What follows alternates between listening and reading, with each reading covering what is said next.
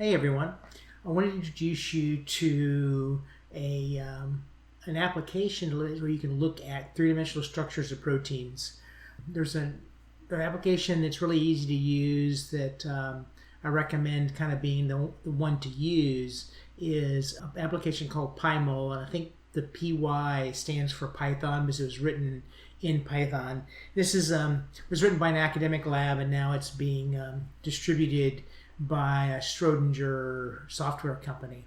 I kind of wanted you to go ahead and introduce you to it. It's one of the easiest ones to use, and I'm going to take advantage of one of the features. It allows you to develop these scenes where I went ahead and I did a number of things a little bit more complicated to do that students have had trouble doing in the past, but I went ahead and the yeast Pho13 structure, the alkaline phosphatase from yeast, has not been crystallized and the three-dimensional structure has not been determined.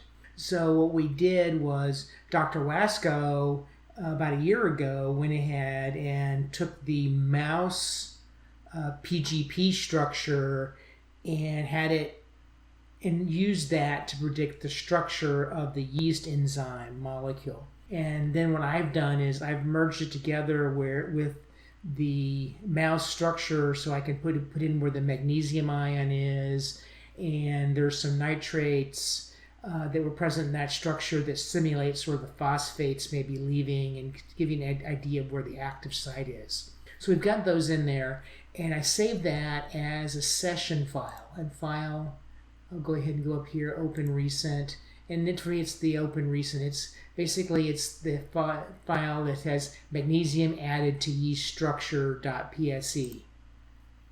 If you open it up, you'll get something that looks like this. So you have the three-dimensional structure here, you have the magnesium ion here, these are the two nitrates, and this is maybe the way that phosphate leaves the enzyme. So we know that this is probably the active site here, or somewhere right in here. We know magnesium is actively involved. So we have this structure here. But I'm going to go ahead and show you a little bit about how this works. If you take the left mouse button, you can rotate the structure around. If you go up and down, it rotates it along this y-axis here. If you go side to side, it rotates it around the y-axis, up and down around the x-axis. So you can play around and look at it. You can kind of see where things are located. You see where, here's where the nitrate is bound, which is sort of and magnesium is in here. And you can see that there are a number of alpha helices, a number of beta sheets, and a lot of sort of random coil in here. And just so that you know, these places where there are little dashes, remember we did the alignment for the yeast enzyme versus PGP, we had to delete certain sections. Remember in that alignment, there are some gaps and things in there. So these show up here, and some of them, like here, could also be, these are areas that in the mouse structure didn't crystallize, so they're in multiple forms. So the crystal structure, everything has to be in one position for you to be able to tell where it is. So here, these are sort of areas of the structure here is probably. This is where the differences probably are between the structures here, and a couple places in here, and maybe a couple places here. I want you to go ahead and the left mouse button allows you to rotate the structure around and look around. And you can kind of get around, look around, and learn and play around and manipulate and look around the structure. And here, here's maybe a site where you can see the magnesium here. This might be a good view of the active site here. This magnesium is here, and this is probably where the phosphate is bound. I don't know that for certain, but that's what I'm speculating, and from reading the mouse structure paper, that's what the authors also speculated. Once you figure that out, and now if you hold down the right mouse button, you can make the structure bigger and smaller. Now, while you can use PyMOL on a tablet and then move things around on a touchpad, the program is much easier to learn to operate using a 3-button mouse. It's not absolutely required. A number of students rather proud of the fact they didn't need to use it last 2 semesters. I found that it just winds up being a lot easier, and I've been using a mouse for many years, so I don't particularly care for touchpads. But you can make it bigger and smaller here. And what you can do if you have a wheel on your mouse, you can see here things darken, so you can kind of see, you can get things into one layer. I don't know if that's particularly useful. It might make some kind of dramatic pictures, things like that. I don't use this function very often, but you can tell there's some lighting differences. You see things that are further back, and sometimes that gives you a little bit better sense of depth if you do it a little bit, I have found. You have here, you can get rid of a lot of it, and here you can return some of it. So you can do a lot of different things. It's pretty powerful. I found that PyMOL actually, having used a number of these different 3D programs in the past, it's the easiest one I've used, and it seems to be the most stable. It doesn't crash as often as some of the others. I used to use another one that was available sort of freely. It allowed you to view structures, but it was very unstable. It crashed a lot. I don't even remember the name of it right now, but PyMOL has been pretty nice. So we've shown you how to, and I say what you need to do is when you first start, whenever you pick this file up, play around, look at it, and things like that. Figure out where things are, get used to playing with the structure, and things like that. If you hold the mouse button down, you can move the structure. You can move it around like this. This is holding the wheel down, or the middle button. So okay, now let's get to the assignment. If you find out you like this program and you're interested in protein structure in general, there's a wealth of YouTube videos on how different research groups and different molecular modelers and crystallographers use this program. So if you want to learn a little bit more how some people use it for docking experiments and things like that, and determining all kinds of different stuff, there's a huge number of things you can do. Here, what I primarily want to do, and I think the original reason that PyMOL was written was to be able to get publication grade illustrations of protein structure you want to talk about. And that's kind of where I want to emphasize in this little video, in that we have it set up where you can look at different things, and I'm interested in the active site and what's present in there, and it maybe can help give you a rationalization for the results you'll be getting in the coming weeks doing the enzymology of this molecule. So let's go ahead and do some kind of bigger things. So what I'm going to do here is, one of the things in PyMOL is, you see there's these different lines here. This is the structure file. You turn it on and off. You know, the mouse structure, I just basically only have the magnesium and nitrate ions present. But if you go ahead and select something, let's go ahead and, this green is not a particularly good color, I don't think, for illustrating things. It's nice for looking around and exploring. But what you do is here is go to CSFO 13 from mouse, and I'll go ahead and click on the color. It's on C over here.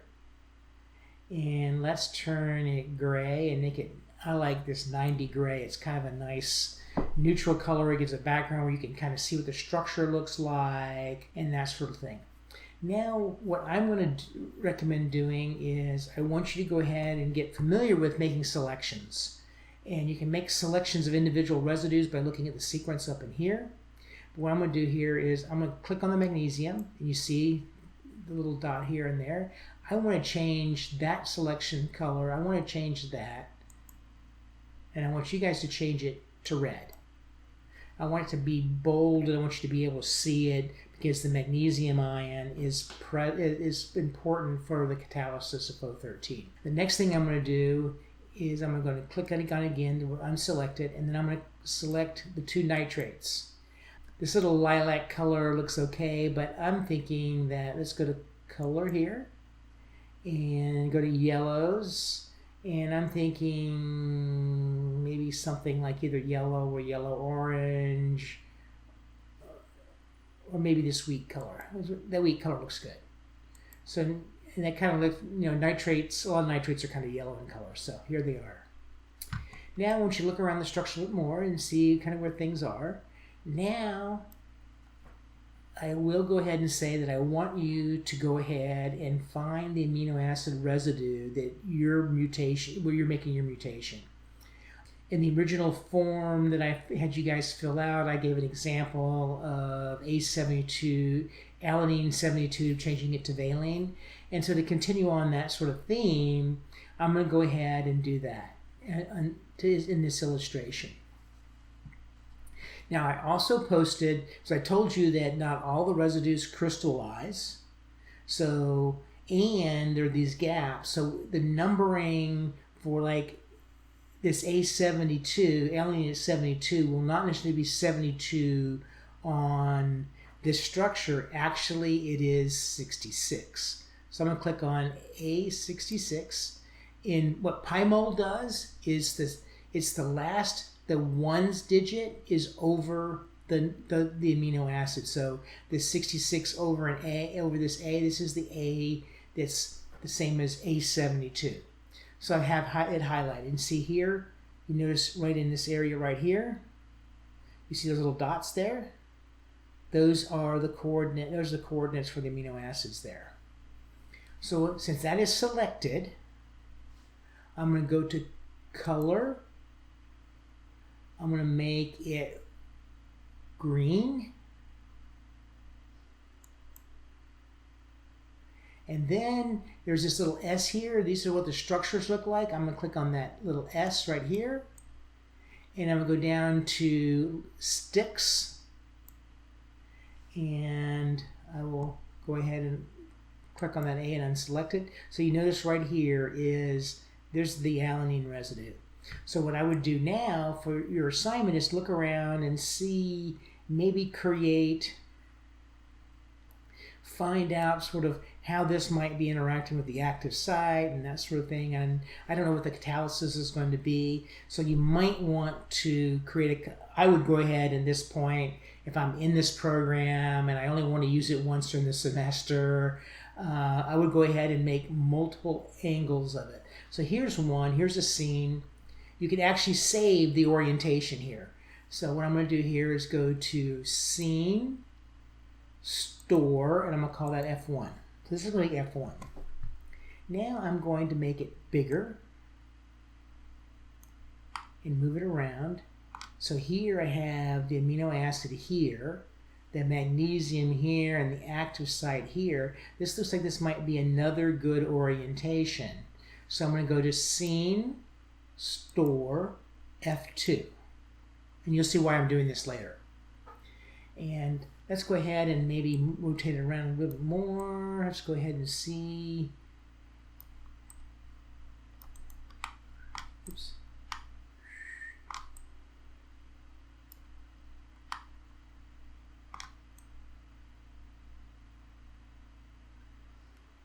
Here you can see probably the active site residues are probably somewhere right in here. I don't know that they've been identified down to the residue. I think I've read it, but I'm not 100% certain. So I've worked on a number of others since I really paid attention to the initial parts of 13. Well, see, here is the alanine residue. Here's a nitrate. Here's another nitrate. Here's magnesium. And you see here, this kind of looks like a nice little pocket. We've talked about in your biochemistry class, you've seen these little pockets in the structure that are thought to be like parts where a thing will go ahead and lock into place here. So this, I think, might be another good, interesting scene to do. So I'm gonna go ahead and recommend you guys going ahead and doing a couple of different scenes and grabbing a couple different pictures. So here, we have this active site here, and I want to go ahead and what you need to do, and you're going to be doing this for your final report. I want you to have a figure in there showing the amino acid, the native amino acid, the wild type amino acid, and showing where it is in location, everything else. And then I want you to create another structure that has the mutated amino acid in it, and I want you to get the scenes as close together as possible. And I want an illustration of that. What I'm going to do here is I'm going to go ahead and if you go up here, there's this draw ray thing up here in the upper right hand corner. I click on that. Click on draw, leave the default size there, and this gives you all this other things. I don't really care about those. Those are all sufficient for what you need in your report. The defaults are all great. So click draw, and then save. It says save image to file right up here. This box right up here. Click save image to file. It may be off your screen, but it's that save image file. I would go ahead and put ALA 72 F3 scene. Because that's the F. This is the one that's saved with F3. So I'll go ahead and save that. Now what I'm going to do is scene, recall, and I'm going to go to F2. All of a sudden it spins around, and here it is here.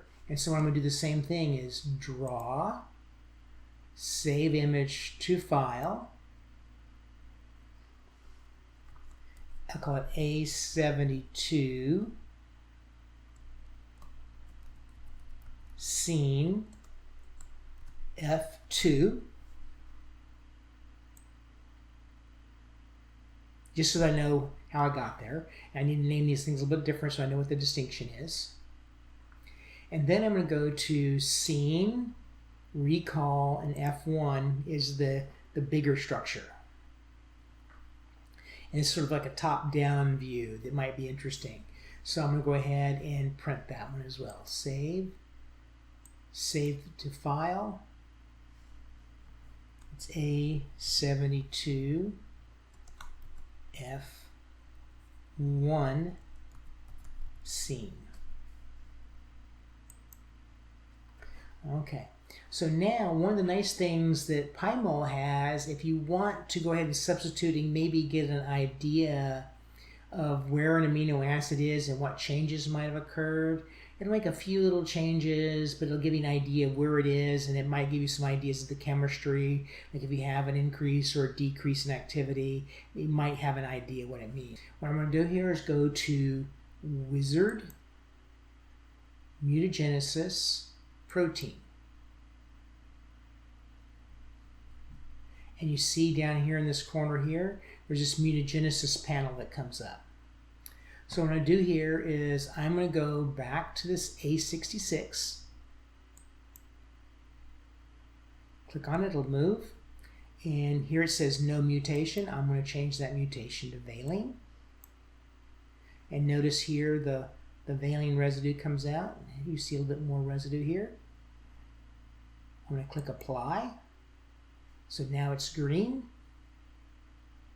So this is going to be valine 72.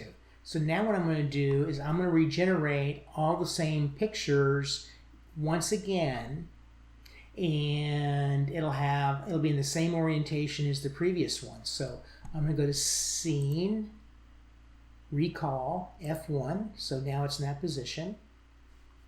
So I'm going to do is go to draw array, save image to file. Sorry, you probably can't see this little dialog box that comes up because I'm only recording this window. But go ahead and click on this upper box, and I'm going to put V72 F1 scene and click save. So as you can probably guess, file, recall, F2. We'll blow it up a little bit more. And we'll save the picture, go to draw ray. Click that box, V72 F2 scene.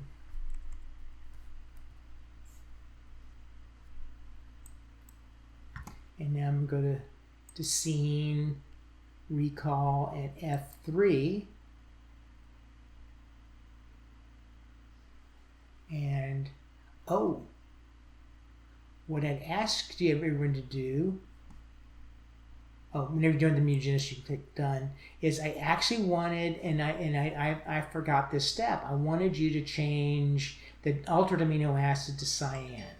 So here we'll go back to this V here, click on it, and the selection part, this SELE is selected, so anything that's selected will work on. So color, cyans, and then cyan.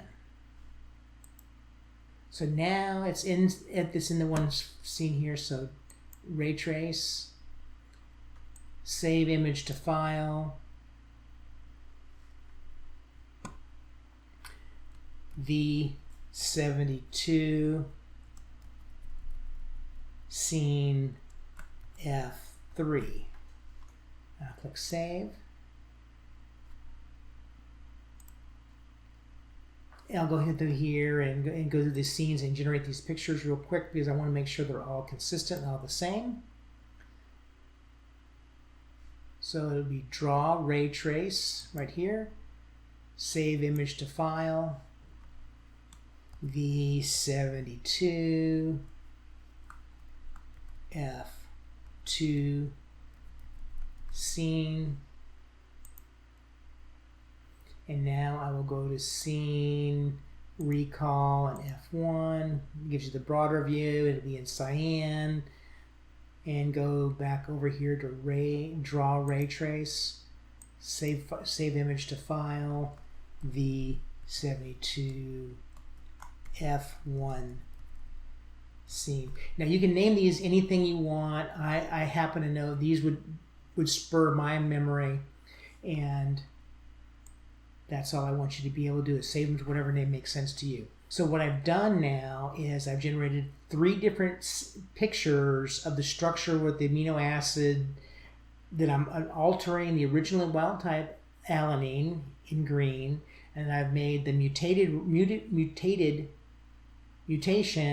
in cyan, and I've done all 3 scenes for that. And the reason I don't know what my results or discussion section will look like at this point, but I'm generating the picture assuming that one of these views will probably work for my arguments and my discussion about the changes.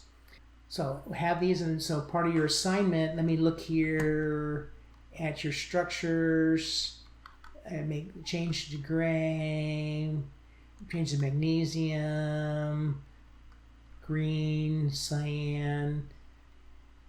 Okay, so it tells me to take two screenshots. So for your assignment, what I want you to do is you need to go ahead and generate these figures and generate the figures and figure legends, and you can distinguish them any way you want. I want 2 images of the wild type amino acid. I want 2 images of the mutated residue, and I want you to write a figure legend for each of them.